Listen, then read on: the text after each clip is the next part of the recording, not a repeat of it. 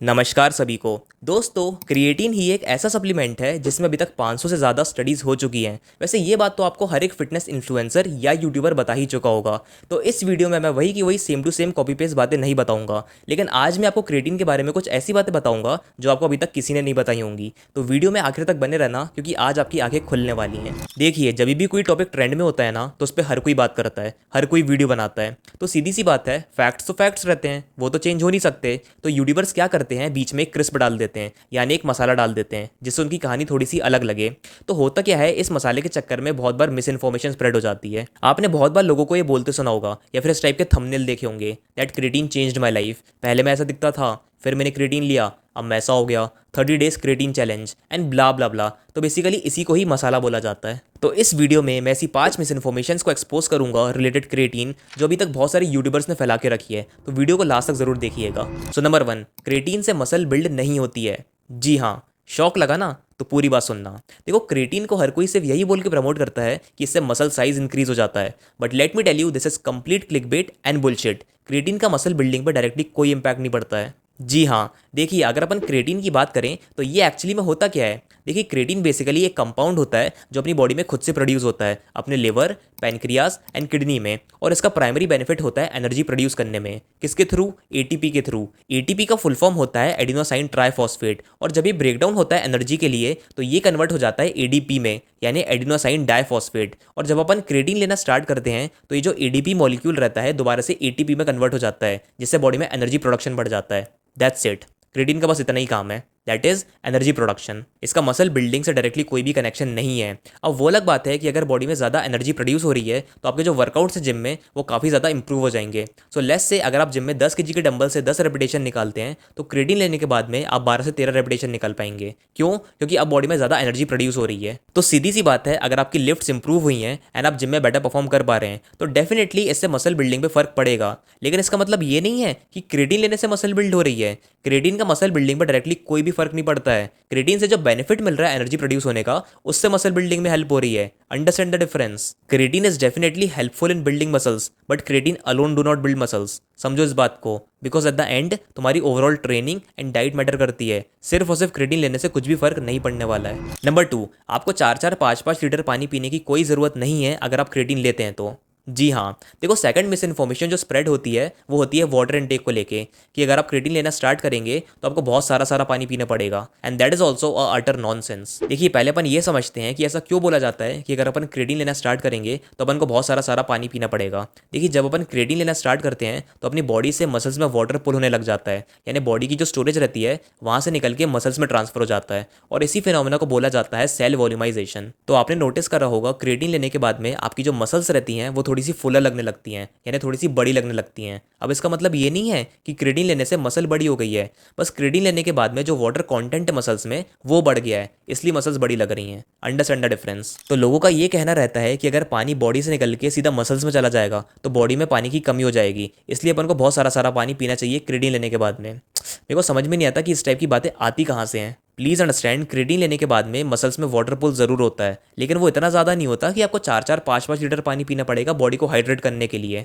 In fact journal of international society of sports nutrition में एक article publish हुआ था जिसमें उन्होंने साफ साफ रिकमेंड करा था that with a single 3 to 5 gram dosages of creatine per day you will consume at least 8 ounces of water in addition to your daily water intake. और 8 ounces को अगर अपन ml में कन्वर्ट करें तो ये निकल के आता है 236 ml। That's it. तो आपको क्रिएटिन लेने के बाद में अराउंड 250 ml पानी ज़्यादा पीना पड़ता है, 4-4, 5-5 लीटर पानी नहीं। खैर, ये 250 ml भी एक वेग रिकमेंडेशन है, क्योंकि हर किसी का body composition, age, weight, height different होता है, तो कोई एक नंबर हर किसी पर जनरलाइज नहीं कर सकते। सो आई वुड एडवाइज यू कि आप क्रिएटिन लेने के बाद में 250 से 500 ml तक वाटर इनटेक इंक्रीज कर सकते हैं, लेकिन एक बार में लीटर्स में बढ़ा देने का कोई लॉजिक नहीं बनता है। प्लीज़ अंडरस्टैंड, जितनी प्रॉब्लम डिहाइड्रेशन से होती है उससे कहीं ज़्यादा प्रॉब्लम हाइपर हाइड्रेशन से भी हो सकती है। तो आपको कभी अपनी बॉडी की रिक्वायरमेंट से ज़्यादा पानी नहीं पीना होता है। सबसे बेस्ट तरीका है वाटर की रिक्वायरमेंट जानने का, वो है यूरिन कलर एनालिसिस। अगर आपकी यूरिन का कलर लाइट है मतलब आप हाइड्रेटेड हैं, लेकिन अगर आपकी यूरिन का कलर येलोइश है मतलब ये डिहाइड्रेशन का एक संकेत हो सकता है। I hope you understand.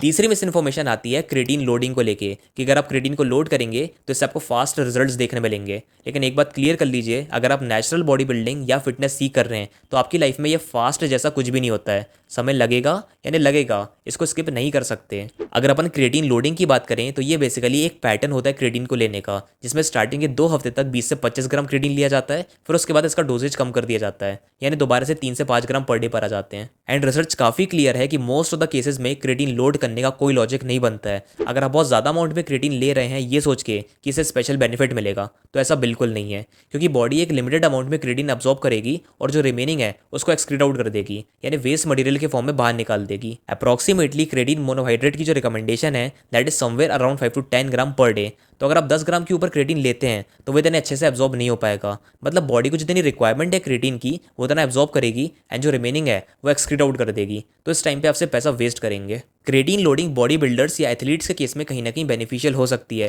क्योंकि इन लोग के मसल फाइबर्स इतने मैच्योर हो जाते हैं कि इन लोग की क्रेटीन स्टोरेज बढ़ जाती है, तो इनकी बॉडी एट अ टाइम ज़्यादा क्रेटीन एब्जॉर्ब कर सकती है। लेकिन अगर आप नॉर्मल इंडिविजुअल हैं जो जनरल फिटनेस सीख कर रहे हैं तो ये क्रेटीन लोडिंग के कॉन्सेप्ट से दूर रहिए। सो आई वुड रिकमेंड यू दिन में 3 से 5 ग्राम क्रेटीन लें, लेकिन उससे ज़्यादा नहीं। चौथी मिस इन्फॉर्मेशन आती है क्रेटीन के टाइमिंग को लेकर।